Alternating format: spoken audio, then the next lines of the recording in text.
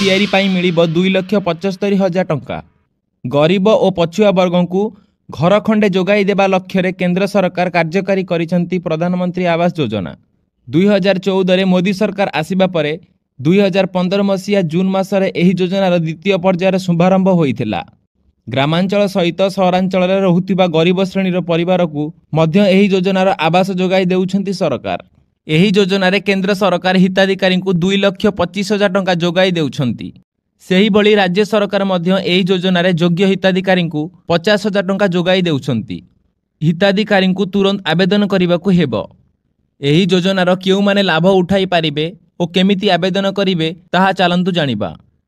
एही योजनारे ग्रामांचल पाई 25 वर्गमीटर और सहरांचल पाई 30 वर्गमीटर जगार घर तैयारी पाई केंद्र सरकार आर्थिक अनुदान जोगाई देउछंती। एही योजनार लाभ उठाइबाकू हेले परिवारर वार्षिक आय 3 लाख रु अधिक होई नथिबा दरकार। वर्तमान सुधा एही योजनारे 1 कोटी रु अधिक हिताधिकारी सुविधा पाई सारिचंती। योजनार लाभ उठाइबाकू हेले हिताधिकारी को केतेक विशेष दस्तावेजर आवश्यकता रहिबो। ताहा हेउची हिताधिकारी आधार नंबर और परिवार वर्गों आधार विवरणी।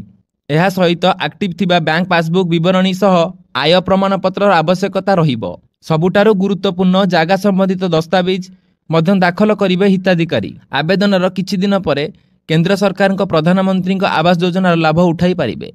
एही परी खबर अपडेट पई आम सह जोड़ी होई रुहंतु। धन्यवाद।